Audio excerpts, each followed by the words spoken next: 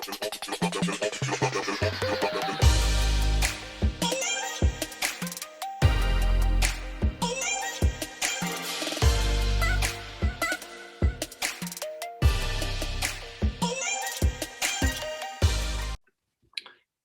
and welcome to the Black Pounds Project podcast. We have an absolutely amazing guest, one of the pioneers of my Black Pounds Project, Mrs. Sally Dhillon, who is here to talk to us a little bit about the work she does and also just why she got involved in the Black Pounds Project and what else she might be up to in her spare time. So Sally, without further ado, can you tell us a little bit about yourself?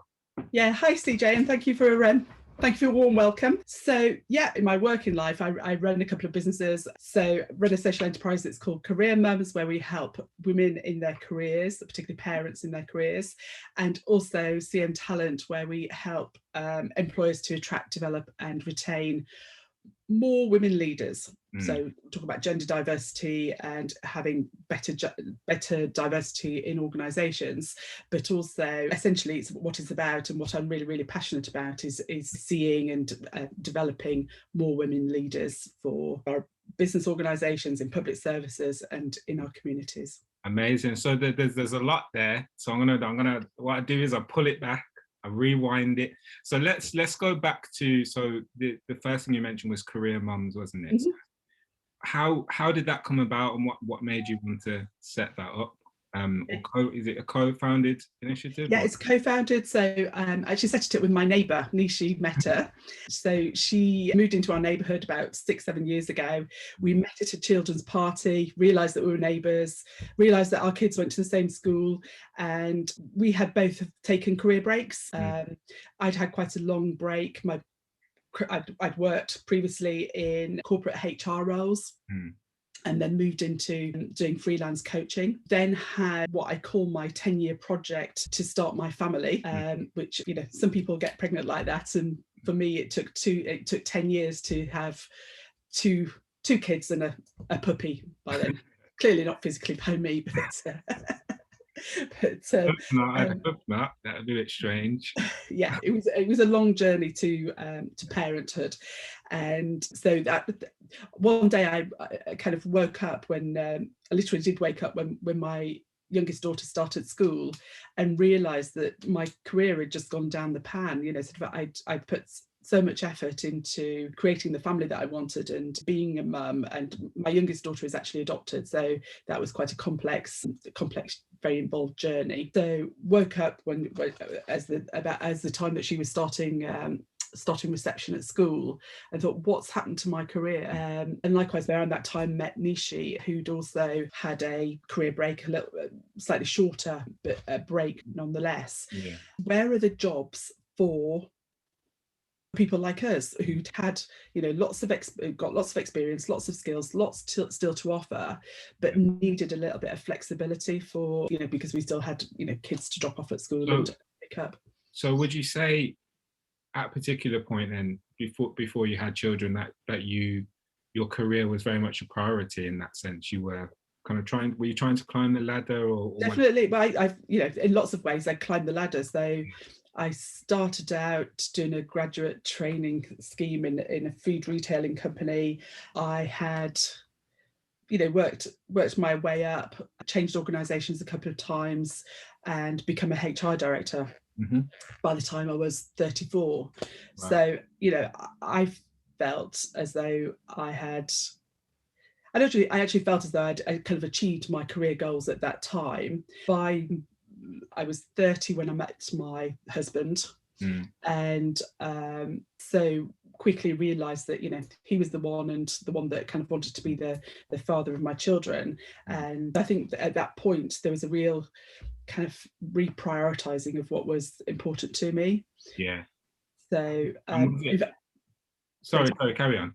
One of the things that I did, which is something that's still very much on something that we kind of campaign about at the moment, is that I decided, whilst I was in my kind of last HR director's role, to reduce my hours, to go from full-time work to part-time work. And that's something that even today lots of people recognise as being a bit, that is potentially a bit of a career progression killer. You know, if you're going to be working 4 days a week rather than 5 days a week, which is what I wanted to do, then that's a sure sign that you don't necessarily want to progress in your career.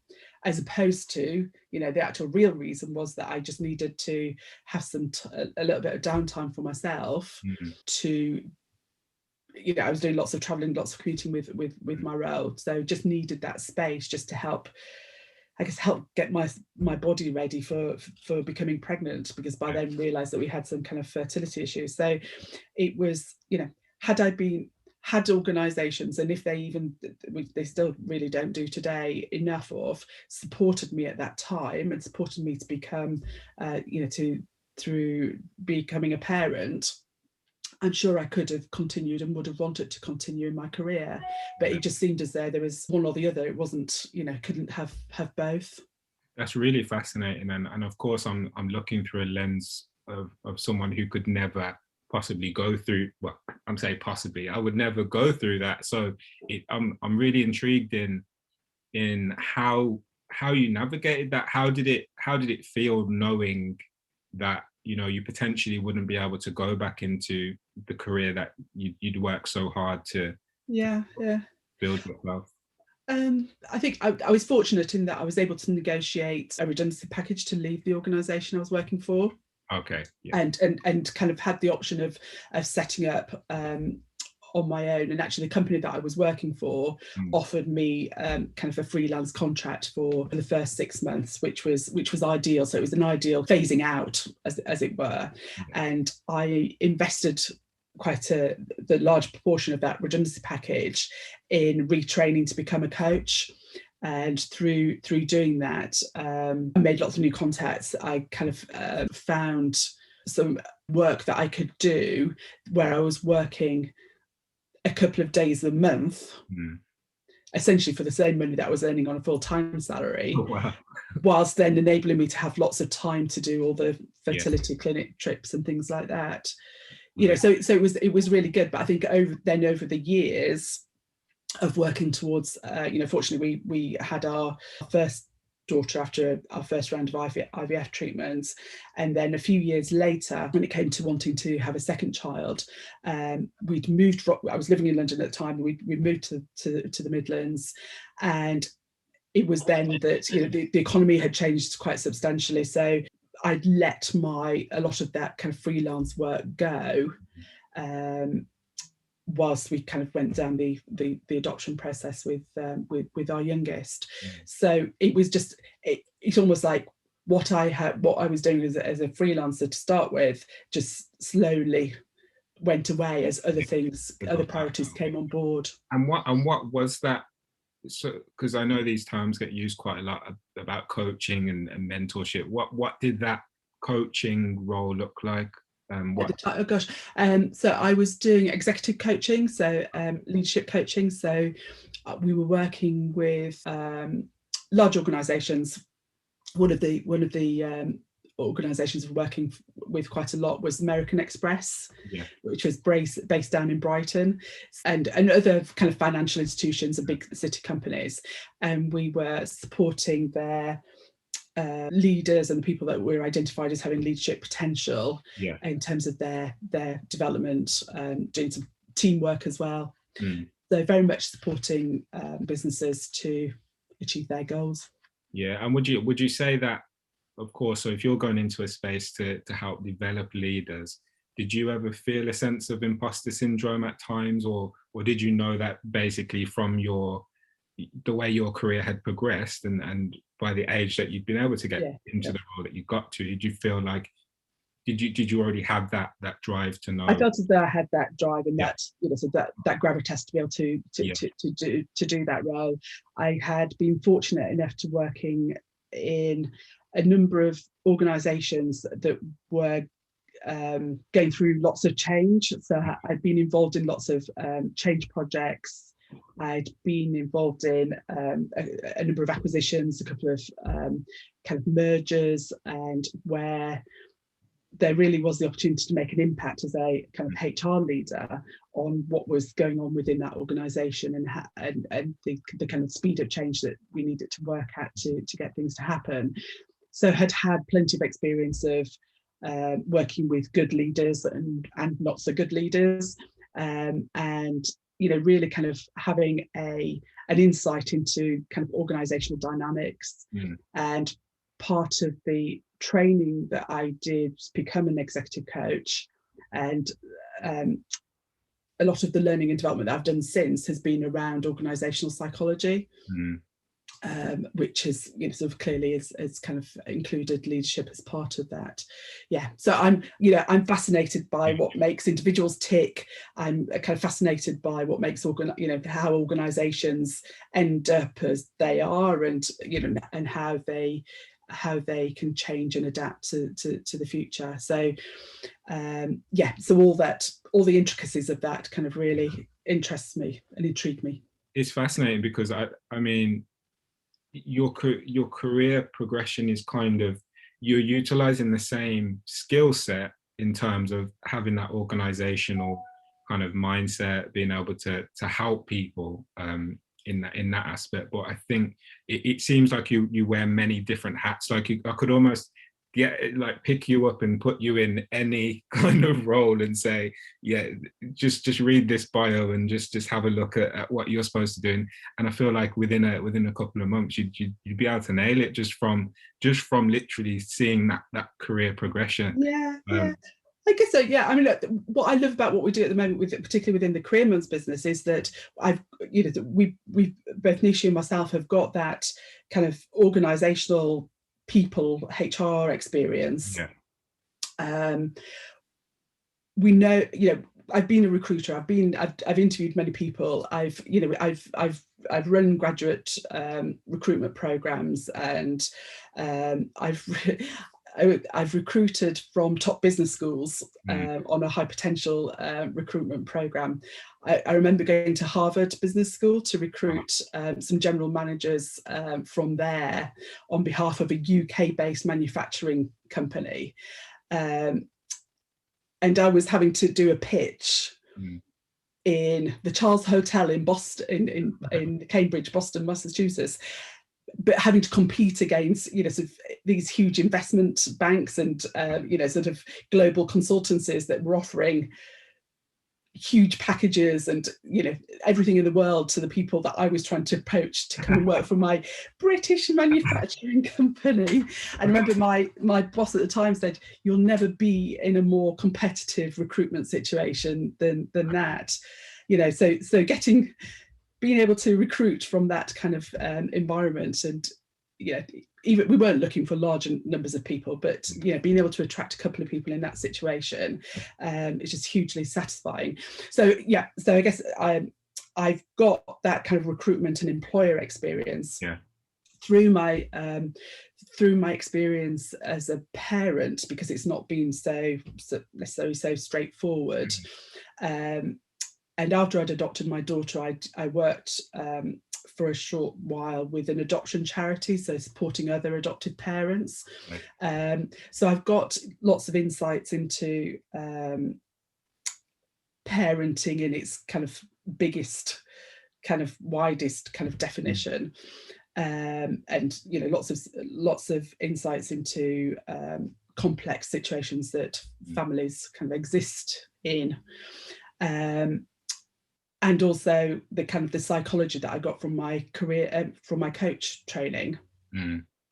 It really is an opportunity to merge all those three things and support, parents in their careers, and how to navigate finding, for most people, what is their ideal, which is a decent balance, being able to to be with family, but also to be able to earn, but also feel that kind of sense of purposefulness and satisfaction from doing a job that suits them and that they're able to do well and progress in.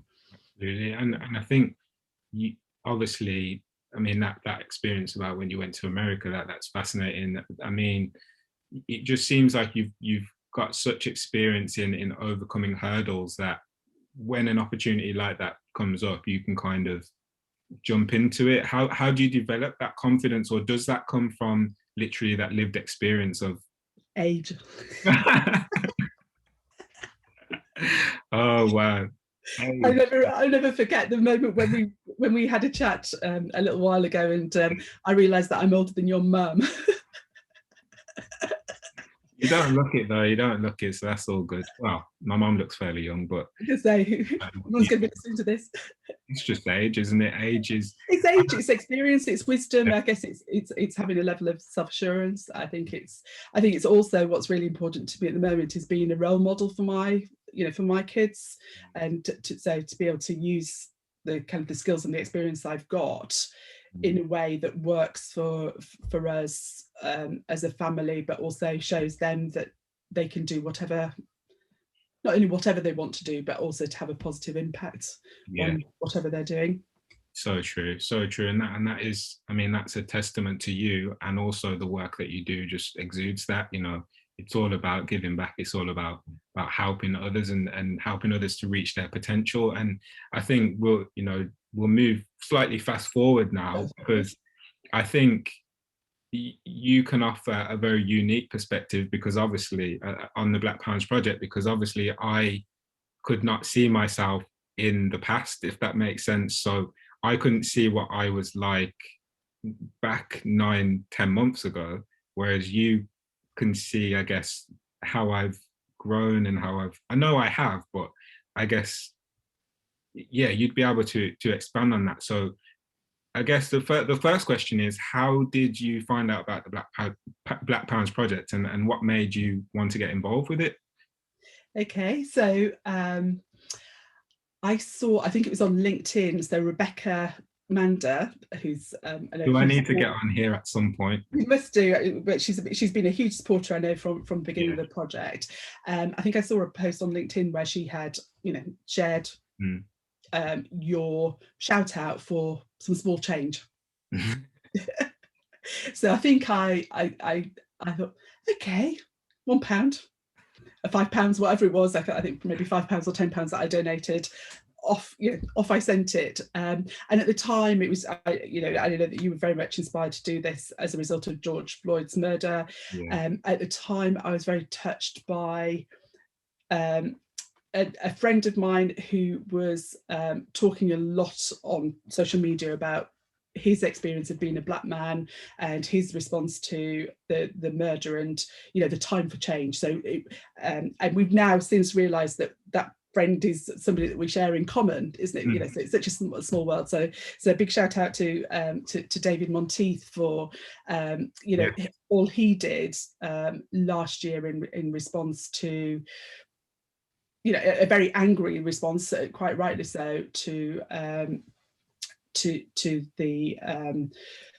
the murder of George. To the murder, and and everything that was the huge response to that. And I remember him talking about he did lots of videos about Black history and about kind of having to educate white people about the kind of Black history and everything that went around that.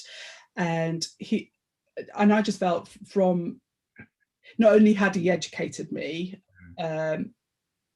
but he had opened my eyes to, and actually motivated me to actually reading around the subject a little bit more, and actually feel, really taking him up on the call to action of do something about it. Either educate yourself, talk to your kids about it, which my kids know David, so they they were happy to watch videos that I kind of put in front of them, and so we were able to have family conversations about this.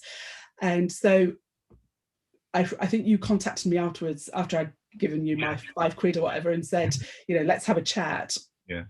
So me having a chat with you was, I guess, as a result of David saying, do something about this. We can all take some responsibility. And that during that first conversation, I remember just being touched by the fact that you were just prepared to pick up the phone and speak to strangers, and to which I know that you've done so many times since, and that that you just had a vision for doing something that was really positive, and to change, going to make a change. And I remember very subtly kind of getting me involved and saying, come and I don't know, be a member of the board. I remember, I don't remember the I think I do remember the initial conversation, but I just remember because I didn't have the answers. I just had the desire to want to do something. I didn't really know, I hadn't really fleshed out exactly at all what this project was going to do. I just knew we're going to do something with it, and I just need amazing people to continue to support me and offer their advice and guidance to see what we can actually do that's sustainable. And I think I just said, yeah, I really like Sally's energy, so let me just see if she wants to get involved in being on the board. I think you said, I think you just said yeah. I think you said yeah straight away, but you're probably a bit. I think there was something about your vision. Mm. There's also something that was incredibly naive about where you were. I think that comes from, you know, you just didn't know how to make it happen, and I think that was utterly charming, but I think it felt very authentic, and you felt very kind of very sincere. And so I remember we did specifically talk about chambers of commerce, and you didn't know about them. You'd not heard about them. It's like, what are they? No idea. And I know that you know now, so that's good. Yeah. And but I think, you know, how you've changed over the year, I've really seen you step into that kind of leadership role. And you know, there's different types of leaders. Yeah. And I would describe you as a visionary leader, you know, in terms of you know what needs to happen, in terms of, you know, where you want to get to. Yeah. You don't necessarily know the way of getting there. Yeah. And I think you have been you have really absorbed so much energy and so much of and got so much goodwill into this project, that has, you know, enabled you within 9 months, 10 months to actually not only get the first cohort of mentees onto the program, but you know, really credible group of mentors to support them. And I was just looking at the website earlier. I noticed that we've even got a shop on there. We're doing merch. Where did that come from? We just get it. You said it in the last meeting that we had, and thank you for all the things you just said as well. You know, it's really nice to hear. But I think you said it in the last meeting that, I think it was you. You said something like, you admire that I just kind of have an idea and I just do it. But that's just, I don't know. I think it is the way my mind works. I'm like, oh, that'll be good. Let me put it out there, and if and then I'll see what people think. Because I think what I learned from this project was people always have something to say, and they always have. It may be something positive, and it may be some sort of critique, or it may just be something that's completely dismissant of. Dismissant, is that a word? I don't think it is. Dismissive. There we go.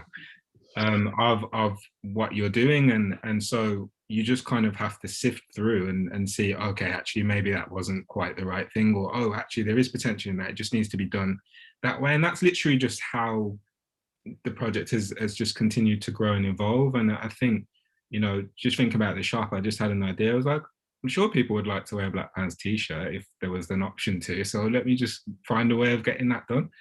So that's how that came about. But I think, yeah, when you talk about leadership, I think the way I would be a leader or the way I lead within the creative space, the theatre space, would obviously be different to how I lead in the business realm, because I definitely had no clue at all. I would say the only thing I had was I just had it was my intuition to know, is this person someone who I would like to spend time with? Do they have enough of an interest and could add some value to the project in some way based on this conversation that I'm having with them?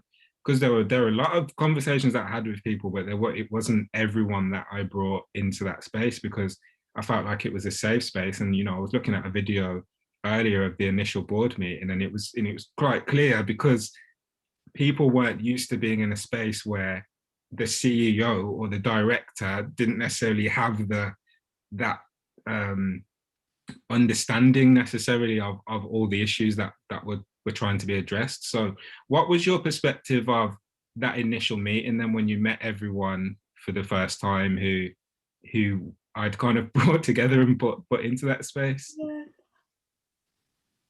I can't remember it, to tell you the truth. Quite a while ago, I think. I can't remember it, but I think, you know, I think what you have done is a group of people around you that that you're able to collaborate with, and you've got a great group of people with lots of different skills, different skill sets, and I think you are very open about you not knowing. I think you know a lot more than you say that you not don't know. I think I do now, because I'm just an amalgamation. I always say I'm just an amalgamation of all the people I've spoken to at length. So I just pick up stuff. I say, okay, that's my Sally hat, that's my Sue hat, that's my Asim hat. Like, I need to put all these hats on and go into a meeting and see, you know. And I think you were going to finish something, but I think you know, when I started to get approached by bigger organizations, that's when my approach shifted, because I was like, we're doing something here because you know, and there's interest in what we're doing. So how do we need to package it, and I need to know what they want with, because they're not necessarily going to come and say, this is what we want. We just need to be able to offer what they want, and then say, okay, if you want that, this is what you need to pay, or this is what you need to do in order to access that. And I think that's pretty much where I'd say we're at now. It's having those conversations around sustainability and how we're going to collaborate with these bigger organizations. But I was just going to say, you know, for me, it's I've had to adopt a different, I always say, energy. So if I'm speaking to you, you know, just like I am now, it's going to be a different energy than if I'm speaking to one of these corporate people, because I just kind of see, sometimes I always try to embrace everyone, but then I'm like, okay, but what's your intention for wanting to speak to me? You know, I'm not a corporate person. I'm definitely from the art sector, and I'm used to being in very, you know, relaxed meetings and being able to express myself a little bit more. So when I'm speaking to these corporates or these corporate people, it's a very different environment, you know. It is a different environment. I think there's different rules, but I think that it's still, because of your background, I think also because of your age, you know, because you are still young, that you can be yourself, but within the rules of the game of how you work within corporates and corporate life. You know, if I think back to 20 years ago, even 30 years, when I first started out in corporate life, today's world is not quite so formal as it used to be, and those people that you're talking to are still human beings. You know, even though we call them corporate, you know, they're just people who have a job for a large organization, and perhaps have some, you know, access to purse strings that the rest of us don't have. But yeah, I think you're very good at getting to communicating at the human level with people, at that kind of very personal level. I think you hit a really good point there about it just being people, because that's how I saw everyone, because I genuinely didn't know what any of these roles were. So I'm seeing CEO and I'm thinking, yeah, that's who I want to chat to, because that's the person who runs the organization, not realizing that in the corporate space, you don't just go and message the CEO, or you don't just, you know, add the CEO on LinkedIn and just say, yeah, I'd love to have a chat with you about this and this. But that just seemed to work for me. But you have done it, and it's got you to, you know, it really has enabled the project to get to where it is, probably much quicker than anybody else. And, you know, and I think as in life, we learn lots of things, we take on, you know, so we have achievements and everything, but we also get either tarnished or knocked back, or that we as humans, we're very good at putting our own barriers in our way. Yeah. And I think that had somebody else taken, done what you've done, but perhaps come from more from a corporate sector, they would have been perhaps more inhibited in reaching out to a CEO or having those. Whereas you've just had that. I think it's almost like that naivety. Yeah. or cheekiness or whatever. It's not just cheekiness. It's about, okay, well, I know who I want to talk to. I'm just going to go and talk to them. So it's just having the guts, really. Also, I genuinely just wanted to know what people do and how they operate in this sector, because it's very new. It's new to me. I worked in an office in London. That's about it, really, in terms of my corporate kind of ladder climbing as such. That's really was it. Admin role in an office. So I didn't. Yeah, I've always just seen people as people, and I've always just invited people to my plays and so on and so forth. I've always just wanted to talk about that with people. So when I have been messaging people, I think it is important to probably clarify what my approach was. My approach was to find out who works for an organization that we think it would be worth having a conversation with about, either being a mentor or a coach, or if they'd be able to speak to someone who might want to sponsor our program or whatever it is. But that wasn't the initial engagement. The initial engagement is always people centric. It's always person centric. Sorry, because I genuinely just want to know people, and people tend to like that. They prefer that, other than saying, because people don't always want to talk about what they do.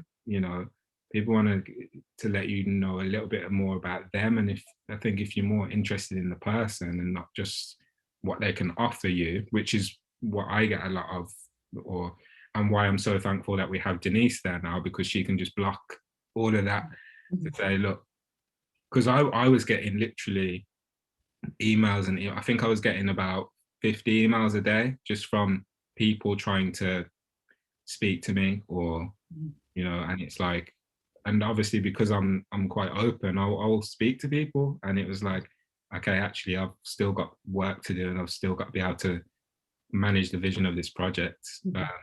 So yeah, it's really important to have that in place. But yeah, so what would you say if someone was, let's say, trying to start an organization like the Black Pounds Project? What do you think they should do first? I guess that's probably the question you should ask me, but I want to ask you, what do you think? What do you think they should do first? Yeah, well, based on your experience, what do you think they should do first? Email Sally. I think that it's about having the why. Simon Sinek's book about it always starts with why. So find out your purpose. So you have a very strong sense of your purpose in why you've set up the Black Pounds Project, what you want it to deliver. Yeah. Correct. Yeah. So it's that sense of purpose. It's that reason why. Yeah. That has enabled you to get it from asking for the first pounds, asking for the first getting to the first £500, which I know was a huge milestone in the early days, and getting to the point now where you're able to knock on the door of large corporates and speak to a CEO or senior person about sponsorship opportunities. Yeah. And accessing the Black business community, because it's an important part of the way that we should be strengthening the economy coming out of the pandemic. So so that reason why is the fundamental of why the Black Pounds Project exists and why it will continue. If for any reason it goes off track, and suddenly it's not the Black Pounds Project anymore. And that's it's so interesting, because I believe the project has got to a point where it's bigger than me now. You know, if I was to say, you know what, guys, I don't want to do this anymore, like somebody would have to come in. I mean, I wouldn't do that, but somebody would have to, you know, either really sit down with me and convince me to continue, or someone would have to fill that spot, because there's so many people that have engaged with it, have committed time and resources to it, that you almost have a responsibility now to the community to keep it going, or at least do your best to ensure that it can keep moving forward. And you know, what would you say to someone who's maybe thinking about getting involved in doing mentorship or coaching with the project? That, because a lot of people have emailed us and said, you know, because they're not from the Black community, they don't feel like it's their place, or they wouldn't be able to understand the issues. And so how would you respond to that? What would you say to them? I would say, don't just discount it because you don't, you know, don't necessarily have the answers to those things. So speak to somebody involved in the project. You know, I'm always happy to have a conversation with somebody who's keen to get involved, or, you know, sort of looking to see whether it's the right place for them to put some of their time and energy. But you know, this is not just about the Black community. This is about creating a more inclusive, you know, society for everybody. You know, my husband's comes from has an Indian background. You know, my children are mixed race. You know, we live in a very multicultural country, a multicultural society, and it's important to, you know, in my view, it's important that everybody who wants to be a business owner in this country has the support to reach their potential, and to get they get the basics of some basic business support to start with, as well as support to grow and to develop their offerings. So for me, it's not just about the Black business community; it's about creating, you know, more consciously being inclusive as a whole business community. Yeah. You know, we can't just you know, sort of have one, either minority or the kind of the major white population just succeeding, and, you know, sort of and pockets of other communities just being ignored. That's just, you know, within the gender diversity work that I do, there's, you know, sort of a very well used phrase which I think is very true, which is about when women work, economies work. And I think that you know, women can be used with, it can be changed with, you know, when the Black community works, as in, you know, sort of has access to all the opportunities that everybody else does, then the economy will work much better. You know, and even in the Birmingham, you know, we know that the Black business community is a sizable contributor to the local economy and the national economy, and if we, you know, whatever we can do to open up that contribution and be, you know, provide role models to future generations, then we're all better for that. Yeah, absolutely. I think, yeah, that hits the nail on the head completely. It's about inclusion. It's about, obviously, it's that post that I posted on LinkedIn this morning. It's about, you know, people need to, we're past all of that kind of, yeah, I don't know if that's for me. No, this is about everyone now. We can't keep trying to sweep things under the rug. Like, we need to accept there are issues. Yes, let's not hone in too much on the why and the obviously we have to remember the history, but we don't need to always go into that side of thing, because we need to look at what's happening here and now. Of course, history has contributed to that, but we are existing now, so we need to do something now that's practical. Yeah, and I think it's well recognised that there, you know, so there are still barriers. Yeah. To the Black community accessing the resources that non-Black people have in this country. Yeah. And the other thought is about mentoring people as part of the project, is the concept of reverse mentoring.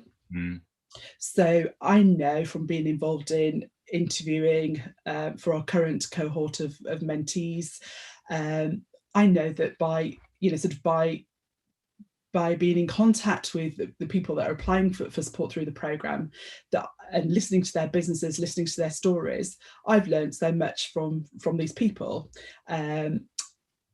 and have got a much better understanding of some of the barriers, but also some of the opportunities and some of the fantastic businesses that we've managed to attract. So in being in a mentoring relationship, then, or a coaching relationship, I know as an experienced coach that I pick up and learn so much by just being in relationship with that other person. You know, so whilst you might go into a meeting with my hat on or Asim's hat on or whoever, that works for all of us. You know, so by getting an understanding and getting a picture of somebody else's kind of experience and where they're at, then we can, you know, sort of, we can take some of that on for ourselves and become more educated in the process. Absolutely. And I think, but, you know, you mentioned the interview process. I think it's really interesting to see the varying differences in where some of the businesses are at. You know, you have businesses that are really at that startup kind of micro level, don't even really, I guess, have a handle on what they're trying to do, which is fine because we can work with them. But they wouldn't be ready necessarily for that mentoring relationship, because at that stage you'd probably want to have a handle on what your business is and where you want to go with it. But I just feel like that's where we're really unique, in that we're trying to create a holistic environment where people can grow regardless of what stage they're at present. And I think just based on the conversations I have been having for this prolonged period of time now, I'd say, I've recognized that startup, and there's degrees of startup, and I think the degrees of startup are too high, pitched too high in a lot of these organizations. And that's really what I'm trying to get across to some people that don't tend to understand. They'll say, yeah, we've got startup programs. And I say, come to the Black Pounds Project and have a conversation with some of the people that are approaching us, and then you'll see where you need to pitch your where you need to start your pitching from in order to attract more people from this community, and I think the wider diverse community. But that's just one thing I really picked up on from that interview process as well. But it's really about supporting people in the best way that we can. But yeah, I've done a lot of talk. I feel like you've been interviewing me, but I just it's a really interesting interview because you've very much been there from the inception. So it's interesting for me to reflect based on the fact that you've been there from the start, initially, essentially. So yeah, in closing then, what would you like to see from the project, and where do you see yourself in 5 years' time? Okay. Well, clearly I want one of the t-shirts from the merchandising shop. See if you can sort you out a discount. So, you know, I guess I'm at a stage in my life where I'm kind of thinking about, you know, what's my legacy going to be? What's, you know, sort of what's in it for the, you know, almost, I should imagine, the last 10, 15 years of my kind of working life. And so being part of something bigger than you know, my own businesses, having an impact with, you know, even just meeting you. We've never met in person yet, have we? One day. Anyway, the only person I've met is Jen Griffith. She's the only person I've met in person, which is absolutely crazy. She's a real person. Yeah. You know, but you know, sort of widening that network, you know, so working and influencing within and getting involved in this project, which wasn't my plan. You know, I never knew it was going to happen. It just, you know, it just evolved, really, didn't it? But I'm so grateful for doing that. Yeah, so I think it's about finding something that's, it's about finding juicy projects where I can pour a lot of that experience that I've had throughout my career, and through life experience as well, that is going to make a difference. And what I love about the work that I've done within the Black Pounds Project is, working with you to help you support, to get a team around you, and think about not necessarily the systems and processes, but just about how we can sustain the project, and grow it for the future, so that it reaches out and impacts on more businesses within the community. Then that's what excites me. And who knows what it will lead to, and what doors will open next. Yeah, I was just going to say as well, I do thank you quite frequently for the support and the work that you do behind the scenes that people don't see. They just see my face all over the place, but definitely a lot of Sally and a lot of Sue and all these amazing people that are supporting me. But I do just want to thank you for your continued commitment, because you have stayed with me through this up until this point, and hopefully many years to come you'll still be here supporting the project. But I do want to thank you for that, because I know that people's commitments do change, and the amount of time they can invest in things does change along the way. But I know that you're always there, if I need some support, if you're not on fancy holidays, or can we call them holidays, breaks, Staycations, fancy staycations, you are always there to support. And I'm really appreciative of that, and I think you are a living example and role model to other people in your sector, who if they have a desire to want to support someone or something, they definitely can do that, and they can commit to it. But I just want to thank you again for all your support. And if anyone wants to reach you, do you want to plug a few of your handles? Or my handles? Okay, so LinkedIn, Sally Dhillon, is DHILLON.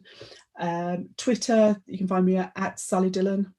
Facebook is the best place for our Career Mums community. We actually have a Career Mums Club, a closed group for parents on a career break and women in their careers, which is called Career Mums Club. Amazing, yeah. And we've got a Career Mums page there as well.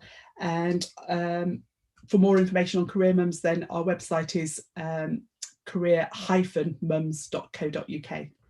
Amazing. You heard it here first. And also remember, Sally is also a member of the Black Pounds Project board, so you can go to the Black Pounds Project website and you can read up a little bit more about Sally there also. And there's also a link to her Career Mums page there. But Sally, I just want to thank you again for your time and commitment to this project, and helping us grow from inception to reality. And so we will see everyone again next week. Thank you for tuning in, and take care. Thanks, CJ.